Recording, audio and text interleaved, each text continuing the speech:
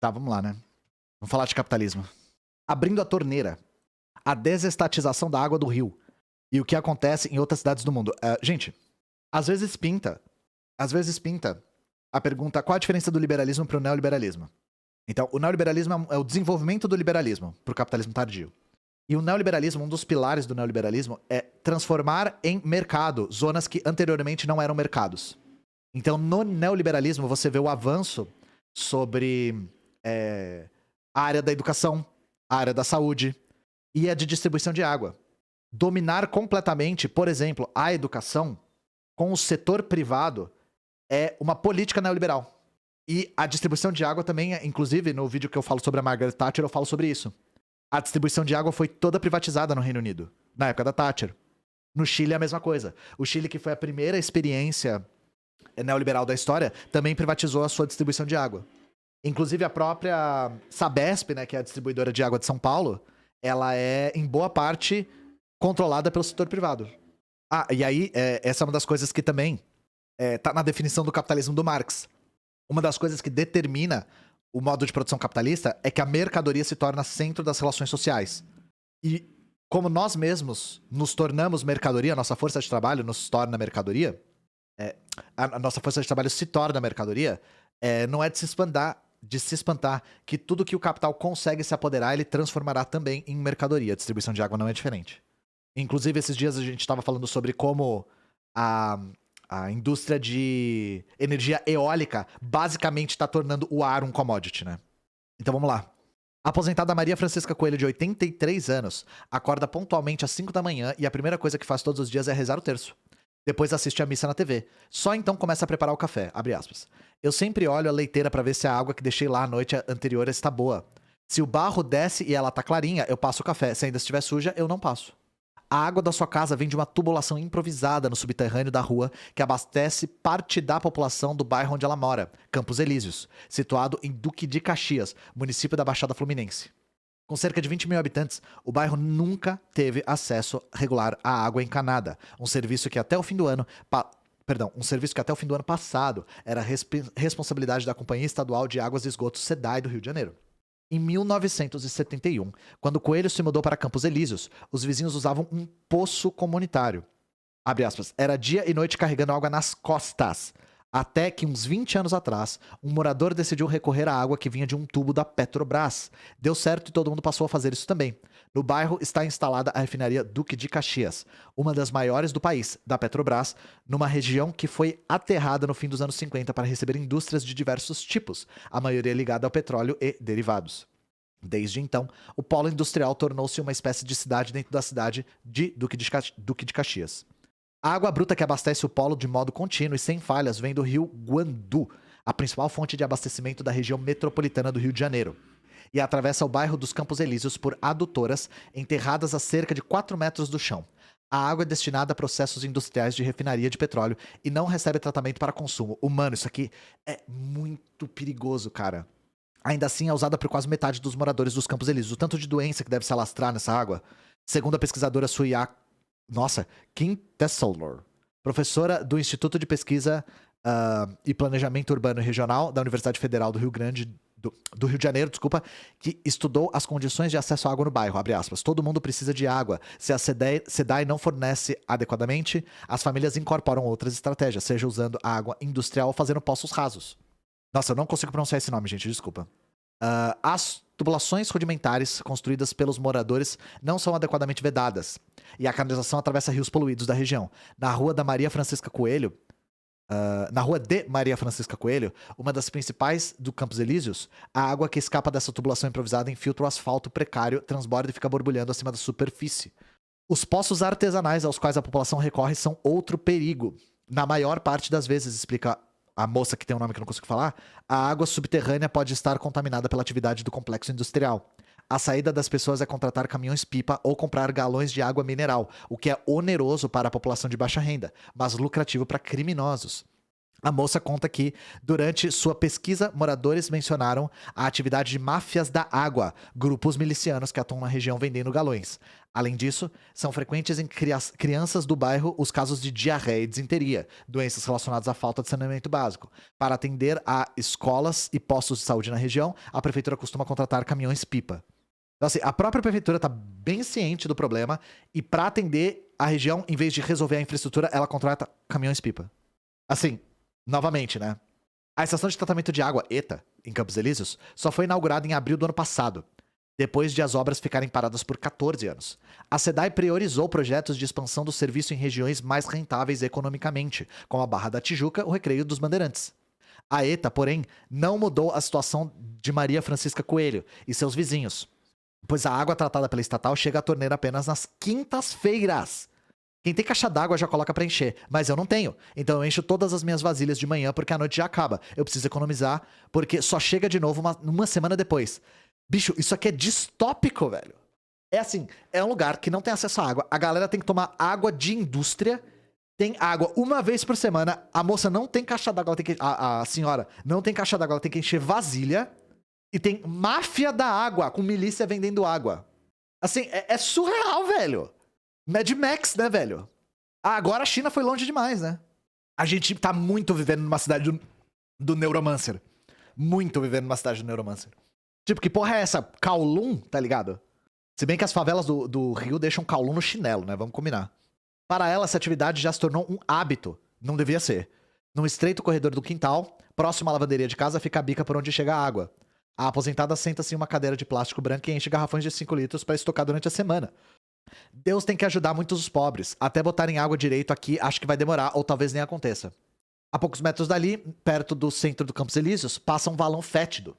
Não muito longe do bairro também correm os rios Sarapuí e Iguaçu, de sinistra coloração marrom, carregando esgoto não tratado, lixo e toda sorte de objetos descartáveis. Os dois seguem até o cartão postal da cidade do Rio de Janeiro, a Baía de Guanabara, onde desaguam mais de 40 rios. A Bahia, especialmente nas proximidades das áreas urbanas, tornou-se um caldeirão poluído e mal cheiroso, com esgoto não tratado, altas concentrações de metais pesados como chumbo e zinco, micropoluentes orgânicos, óleos e graxas. Não à toa, recebeu a alcunha dada pelo biólogo Mário Moscatelli de Latrina da Guanabara. A inauguração da ETA em Campos Elíseos ocorreu no mesmo mês de abril, em que grande parte dos serviços da SEDAI foi leiloada à iniciativa privada no dia 30. No Ministério da Economia, o setor de saneamento é tratado como pauta prioritária na agenda de concessões, e o leilão serviu de primeiro grande teste para a série de desestatizações que se pretende fazer de outras companhias estaduais de saneamento. A desestatização é um processo diferente de privatização, que é a venda de uma estatal em caráter definitivo. A Companhia Fluminense foi transferida à iniciativa privada por um prazo definido de 35 anos e com regras contratuais para exploração do serviço. Tem certas áreas, gente, áreas estratégicas da infraestrutura, que não podem ser vendidas por lei. Então, aeroportos não podem ser vendidos. Eles são concedidos por 30 anos ou 35 anos. Então, quando vocês veem privatização dos aeroportos, não é exatamente uma privatização, porque depois de 30 ou 35 anos, não me lembro bem, esse contrato expira. Então, acho que porto e aeroporto não pode, tratamento de esgoto não pode, também tratamento de água e esgoto não pode ou não podia, pelo menos até pouco tempo atrás. Floresta também, floresta nacional não pode também, usina de energia não pode, não sabia. Eu sei que tem alguns, né? Eu lembro dos aeroportos e portos, porque a gente falou disso esses dias. Metrô e trem, sim, metrô e trem também. Então, aí a gente tá falando da teoria e da prática. Na prática, é privado e quando expira, eles contratam de novo, sabe? Mas isso é a prática. Pastor Júlio? A SEDAI era cobiçada pelo mercado porque opera uma gigantesca estação de tratamento de água. Em 2007, foi reconhecida como a maior do mundo em produção contínua pelo Guinness. Tá? Grande parâmetro, Guinness. Além de servir cerca de 10 milhões de moradores no estado do Rio de Janeiro, a estatal se mostrou uma empresa rentável nos últimos anos. Em 2019, lucrou mais de R$1 milhão, apesar de ter fechado o ano de 2020, quando teve início da pandemia, com um prejuízo de 247 milhões. O apetite dos compradores ficou evidente. Na primeira rodada do leilão, os agentes públicos esperavam arrecadar 10 bilhões de reais. Conseguiram 22,7 bilhões, na maior concessão de infraestrutura de saneamento da história do país. Mas o ágio altíssimo, a diferença de valor entre o mínimo fixado e o que foi alcançado, se deve também às boas condições oferecidas aos compradores na análise do engenheiro Wagner Victor, ex-presidente da estatal. Abre aspas. A SEDAI continuou com os passivos e vendeu os ativos. O desafio da empresa privada agora vai ser grande, mas financeiramente compraram um filé, porque pagaram basicamente a receita. Isso quer dizer que a SEDAI vendeu às empresas a estrutura de distribuição de água, tubulações, adutoras e reservatórios, mas manteve em seu nome os passivos judiciais e os planos previdenciários dos empregados. Só de empréstimos e financiamentos antigos, a dívida chega a 478 milhões de reais, segundo a própria companhia. Abre aspas. Não vejo como o Estado pode deixar de bancar esses prejuízos. Fecha aspas. Ou seja, a SEDAI cedeu à iniciativa privada a infraestrutura, mas não a dívida. Quem vai pagar a dívida é o Estado. Então, olha só. Olha só que bom, sabe? É muito, sabe, assim, é muito ditadura da burguesia, né, pra minhas ideias. Ele dá um exemplo. Se a SEDAI fez um financiamento para construir um reservatório, agora a estrutura é da empresa privada, mas a dívida continua da estatal.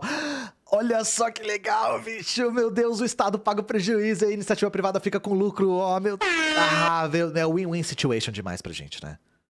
O princípio conceitual para vender a estatal é vender algo que vai dar...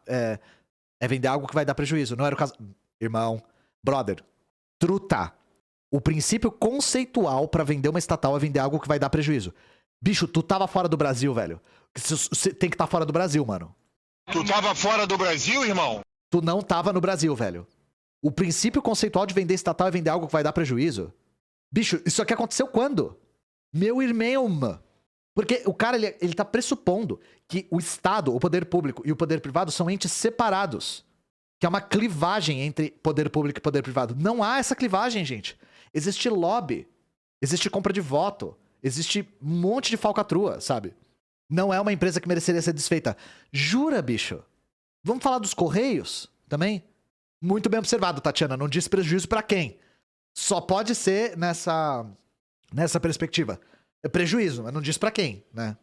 Fato é que a SEDAI nunca conseguiu atender plenamente as demandas da população do estado do Rio. Como a gente consegue ver com o que a gente acabou de ler. No ranking do saneamento básico de 2021, elaborado pelo Instituto Trata Brasil, com dados do Sistema Nacional de Informação sobre Saneamento, o SNIS, 4 dos 10 piores municípios brasileiros no quesito saneamento ficam na região metropolitana do Rio: Duque de Caxias, Belford Roxo, São Gonçalo e São João do Meriti. Segundo o SNS, o Banco de Dados do Ministério do Desenvolvimento Regional em 2019, mais de 64% da população do estado tinha coleta de esgoto, mas somente 39,8% eram tratados, o que significa que mais da metade do esgoto foi despejada nos cursos d'água.